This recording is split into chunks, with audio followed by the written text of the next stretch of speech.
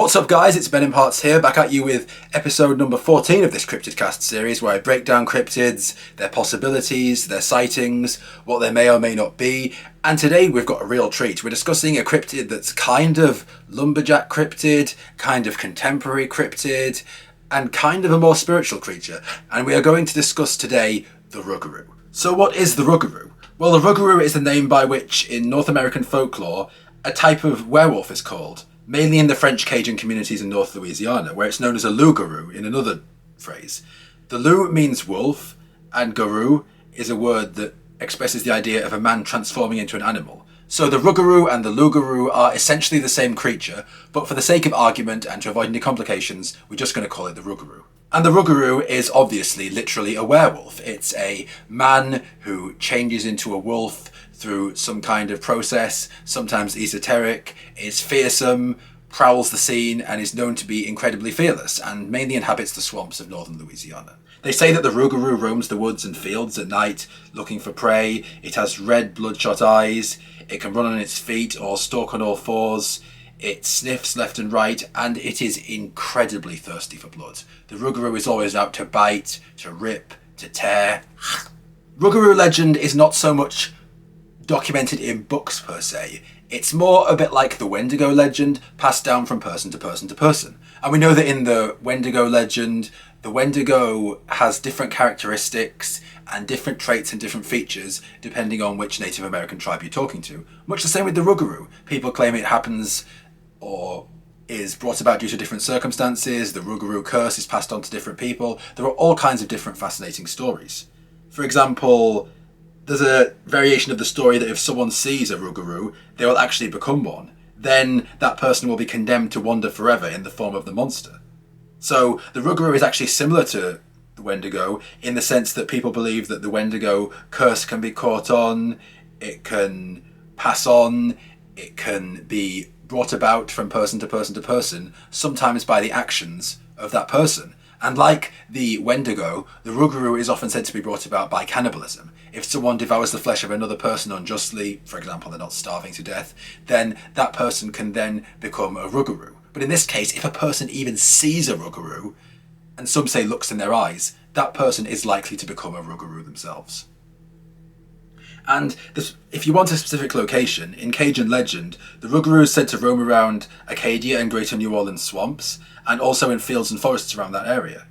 It's often said in some depictions not so much to be a walking wolf per se, but to be a person with the head of a wolf, but the body of a man or a dog, or some variations of these.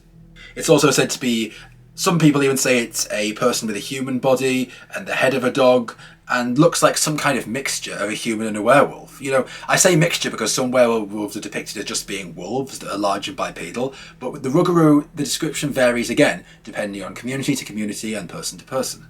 This story was often told to induce fear into people. For example, Cajun children would be told that if they didn't behave and didn't conduct their rites properly, the Rougarou would come and get them. Catholics were told the Rougarou came to kill people who did not follow the creed properly because it could sense their spiritual decadence. Some people also say there's a link to vampirism because the Rougarou was under a spell for 101 days, and then after day 101 that curse was transferred from person to person, and that person became insatiable for human blood. The person would act sick, they would withdraw from society, telling others they were scared of being killed. Some people even go so far as to claim the Rougarou is actually a headless horseman, a person without a head riding around on the roads, seeking revenge, much in the same way as we saw headless horseman legends from the England of old. So what could this Rougarou be? What could it be? Well, I think, based on the description of it transforming, it definitely sounds like a spirit, aka a jinn, aka a genie, aka a nature guide, aka a spirit guide. It sounds like a being of the unseen dimension that has intelligence like humans but lives apart from humans and can be found in all traditions and cultures of the world, that has the ability to transform. We have the ghouls in the Arabian deserts who can change shape. We have the black cats in England changing shape. We have the Gurapas in Asia, and we have the Rougarou here. It sounds like a hostile, malevolent, demonic spirit that shifts its way through the woods and swamps, does not like outsiders, prefers to live away from people, hates and resents people, and will kill them if it can. Another possibility is that it could be a mentally ill person with lycanthropy, a person who deeply believes they're a wolf. And there have been cases all around the world of people who have so deeply believed that they are wolves that they have sometimes actually gone out and killed people believing that they're wolves. And also linked to this, there have been cases of vampirism. A man in Germany, killed a person and drank his blood thinking he was a vampire. And there was another case in England where a man shot someone twice in the head and sucked the blood from the holes, again saying he was a vampire. It could be a case that there have been some people in certain communities who are a bit weird, they are a bit socially isolated, a bit mentally unwell, they roam around isolated in the remote regions of the swamps, getting dirty and feral and living like wild people and being away from human society during the early lumberjack days when this region was explored. And it could be that other people who don't know who they are have seen these people in the wild, have been terrified by them, have seen these people lurking and trying to be left on their own, and those people have then attacked them, and then they've run around screaming that it's the Rougarou, and the story caught on. This is why I say the Rougarou is kind of a lumberjack cryptid, because it comes about from the 18th and 19th centuries, and maybe even before, when people were first expanding into these regions, white people, when lumberjacks were logging forests, when people were setting up communities. And it could be that people have seen strange things they can't explain, seen strange wild animals they've misinterpreted, maybe even actual wolves, or wolves with mange, or wolves that are unusually aggressive, and then the story spread around the campfire and a couple of beers that the Rougarou exists. Either way, the Rougarou is an absolutely fascinating story. It's one of those stories that you find in every culture of the world, which definitely makes me believe there's something to it. You find in France stories of werewolves in France, you find stories of werewolves in England, in America, in Canada.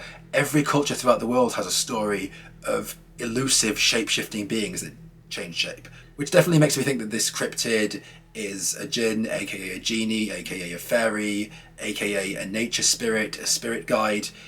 Some are good and some are bad, and I believe that some of them are bad and that they have negative interactions with humans. Then the humans make the stories even more fantastical sometimes than they actually are, and then people fake things, people say things around the campfire. I believe there is an original element to all these stories, but then they catch on in folklore and absolutely expand and explode over time. But what do you guys think? Please leave me a comment in the comment section about what you would like me to do for the next video. I've had some amazing suggestions. I've had someone recommend I do a video on the Wendigo in the comment section, which I am going to do. I've had someone talk about the Luxie, a variation of the Hide Behind, and I'm going to do a sub video on that. And I sincerely recommend you check out my previous video on the Chernobyl Bigfoot, because that's an absolute doozy. I recommend you check out my video on one of the most cute cryptids ever, the duck-footed dum-dum, which is just amazing and wholesome. I recommend you also watch the video on the even cuter cryptid ever, the cactus cat. If you love cats, you will love these videos. And I hope to see you for episode 15.